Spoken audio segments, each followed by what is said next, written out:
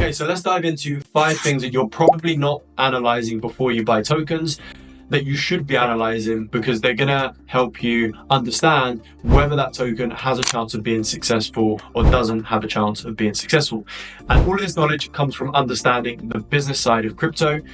I've been helping projects launch and grow in crypto for over 3 years now via my growth company Magnet, which is a Forbes Business Council member. We've had dozens of projects with combined market caps of over $1 billion. So what I'm trying to share here is what a lot of the big guys in this space that are calling coins are not sharing with you, so that you can have a better approach to analyzing potential tokens that you might buy. This video comes on the back of Trump launching his own token because it's caused a little bit of a frenzy. But let me be really clear. That was a generational opportunity. The US president launched a token. It was always going to run hard if you managed to get in early. But that doesn't mean that all these other new tokens that are now launching are also going to run as hard as that, because they're not President Trump. However, what has happened is it's created a lot of people that have FOMO because they missed out on Trump. So they're jumping into the trenches, they're trying to buy the next token that's going to launch and go crazy and make them loads of money. And there's a lot of people that are launching tokens to take advantage of people that have FOMO. So by arming you with these 5 additional ways to analyze a project, I'm hoping that you can spot some of these projects that you're thinking of potentially buying into are not good buys, and therefore you save yourself from being robbed and losing your money. That's the aim. So with that being said, let's get into it with the first way that you should be analyzing, in addition to everything else that you might already be doing. Because in this video, I'm not going to be talking about general things that people tend to analyze. You might have heard some of these things before, you might not have, but I'm trying to give you additional things that you might want to look at before you buy into a project. So the first one has to do with liquidity.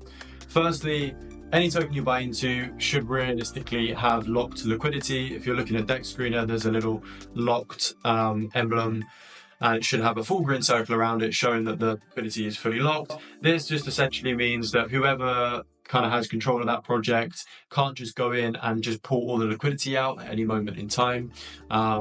Which again, doesn't mean that they don't own loads of tokens which they can sell into the market and pull the liquidity out that way.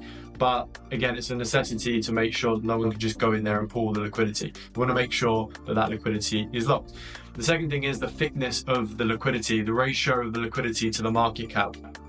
If you're buying into a token that has a $10 million market cap and they have a 200K liquidity, then, if you go and put a $5,000 buy in, the price is going to shoot up quite a lot.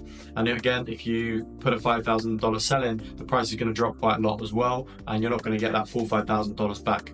That's a very basic analysis of what happens. So the point here is that the liquidity needs to be thicker. It needs to have a good liquidity to market cap ratio. In my opinion, again, if it's like $1 million coin, you probably want to have a couple 100K liquidity. If it's a 10 million coin, you're probably gonna want to see a liquidity pool of upwards of 500K, maybe more. But yeah, the thicker the liquidity, the better. If the liquidity is kind of outrageous, so it's a $10 million market cap, it's got $10 million liquidity, that's also a turn off, because if someone comes in and buys 50,000 worth of the token, it might move the price, but it's not going to move it massively because the liquidity pool is so thick and that buy is going into the liquidity. So yeah, you just want to make sure that the market cap to liquidity ratio is good. A good way to get an understanding of this is to look at some of the top tokens on Dex Screener that are established good projects, and you can have a look at what their liquidity is in regards to their market cap, and then understand whether something is fair. Also, if you're getting into kind of new launch tokens, again, if you're buying a token at 100K, 200K, it is super risky. You obviously are going to be taking a complete gamble on the liquidity side, because you don't know how that liquidity pool is going to develop over time as that token grows. So yeah, liquidity, super important. Make sure that you're analyzing the liquidity. The next one is token distribution and bubble maps. If it's a well-run project, the token distribution should be extremely good. And what I mean by that is, a single wallet should not be holding more than maybe 0.5% supply, 1% of supply at tops. The top 20 holders, for example, shouldn't be holding, say, 50% of the total supply. You want to make sure that the distribution of the token is really good and fair, and that also indicates that there's real buyers in the market as well, and it's not just the team that have kind of dispersed all of their holdings into loads of wallets and therefore control the market, because otherwise you're just putting faith in the team that they're not going to dump or wreck the project. So that's a really important point, especially when new launches are going out, because you don't know who the teams are behind these projects. It's a bit different if it's like an established brand, a docs team. It's a little bit different because they've got a lot more to lose if they do any funky business around the token. But yeah, token distribution is a big thing. Making sure that like their distribution is good. They've got a lot of holders, and there's not too many wallets that are holding large chunks of supply.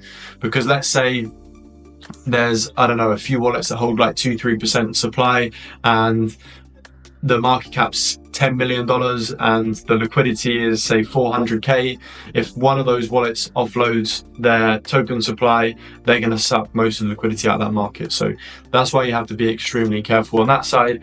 And yeah, on the other side of the coin is bubble maps. So again, if you look at the bubble maps, you might be able to see that maybe there's 10 wallets that are holding 0.2% each, but they're all actually interlinked. And if they're interlinked, that means it's likely that one person is owning and controlling those 10 wallets, and therefore they do have 2% of supply overall. And then again, you need to judge whether if they got out the market, sold all their tokens, that they could impact the price significantly and suck out all the liquidity. So make sure that you're analyzing the number of token holders, token distribution, wallets, bubble maps, all this on-chain stuff. This is what makes crypto beautiful in a way, because you can see all of this stuff literally online. Even basic platforms like Dex Screener, you're going to be able to see token holders, bubble maps.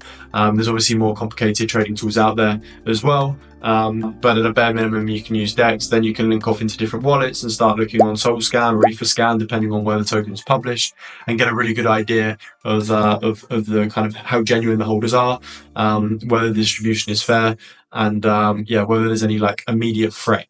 By immediate threat, I mean selling pressure. Third point, organic volume. So a lot of tokens use market making and trading bots to pump up their volume. So they might show a volume of $1 million in a day, but in reality, maybe 980k of that could just be through the market making and trading bots just buying and selling, buying and selling, buying and selling to try and create good volume within the market. So you need to basically be able to spot what the organic volume is in this market. Easiest way to do it is in my opinion to look into the wallets that are buying and selling, be able to see whether they're consistently buying and selling and making transactions in that market, and then you can start to kind of blacklist the volume based wallets. Much kind of longer process. An easier way that I kind of look at is the difference between buying volume and selling volume in a single day. If it's saying that there's 100k in trading volume, and there's 50k buys, 50k sells, I'm thinking, okay, that evens out. This could have just been a market maker bot, buying, selling, buying, selling, buying, selling. So then I'll look at like the bigger sells and the bigger buys, and then look into the wallets to work out whether they're wallets that are connected into these bots or whether they're actually genuine people. So I can work out, like, of that 100k, are there any real buying wallets? Are there any real selling wallets that have participated in the market that day?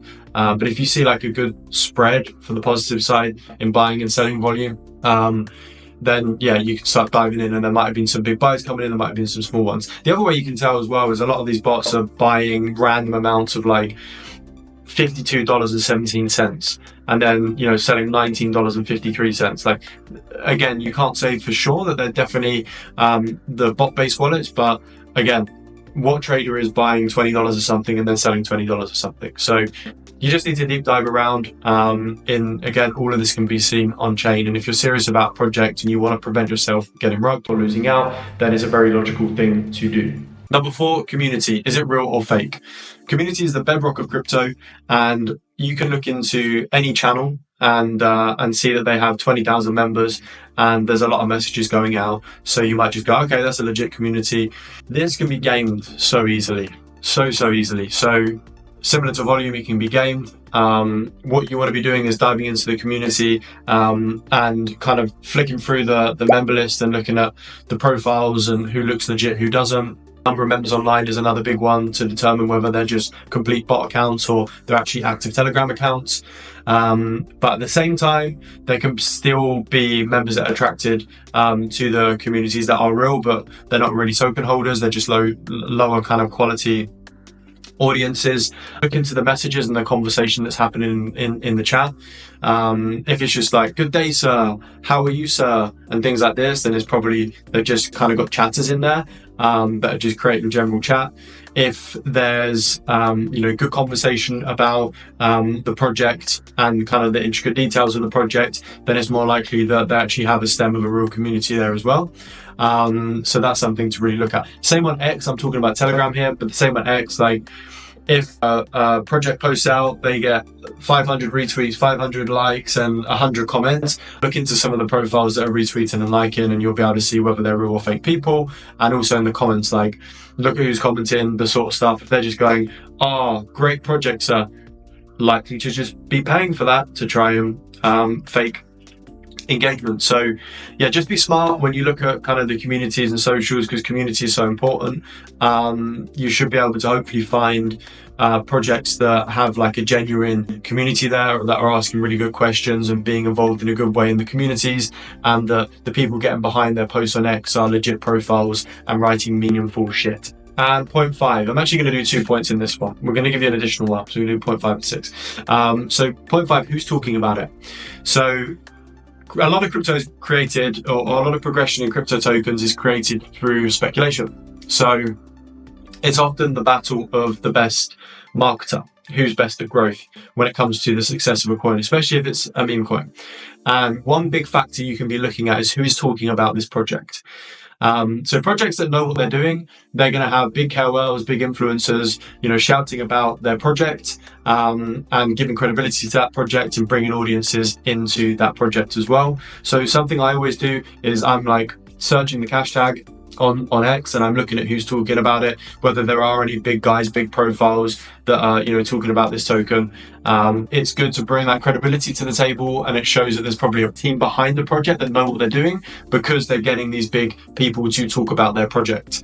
So it's a good indicator that I use. But again, these people could just be getting paid to promote that project, and they might have a big bag, and they might be trying to pump the price up just to dump on you and use you as exit liquidity. So it can't be a sole indicator, but it's if there's a lot of chat from legit profiles and some bigger profiles as well around that token, then that tends to be a positive sign. And the additional point is quality of content. This definitely applies to community-based projects, especially meme coins. How good is their content? At the end of the day, you need to try and build and nurture an army in crypto to build a successful project. So the production of good quality assets, design, characters, relation to, in terms of language, to people that are degens in the trenches, this stuff's all super important. There's some projects that have gone to amazing market caps because they're relatable and they create great content. A project that comes to my mind is probably Ponky, in terms of like the Instagram reels that they produce that do numbers on TikTok and on Instagram, of course, and it's relatable character. So yeah, content and so on is super important. Good quality content indicates that they got a team that are really trying to build this project. And yeah, like I said, it's a super important point. So that's pretty much everything. There are so many more points. Let me know, comment if you want a part 2 of this video. There's probably 15, 20, 25 more things that I could talk about here. I just wanted to give you 5 things that you might not already be aware of, so I hope it was helpful. And yeah, one thing where I've learned all of this is by understanding the business side of crypto, as I mentioned at the start of the video. Understanding how projects launch and grow successfully will help you gain an edge when spotting projects that have launched successfully and know how to grow successfully. I've also dropped a link in the description of this video that's going to take you to an 8-minute blueprint on how projects launch and grow successfully in crypto. And hopefully that's going to give you a load more insight into what's actually happening on the other side of the industry, which is going to help you gain an edge when you're trying to spot winning tokens, because you're going to be able to analyze whether they've launched properly and whether they're growing correctly as well. So yeah, check that out if you want. And if not, then yeah, if you want to see more about the business side of crypto, me revealing that sort of stuff, then drop me a follow, and I'll see you next time.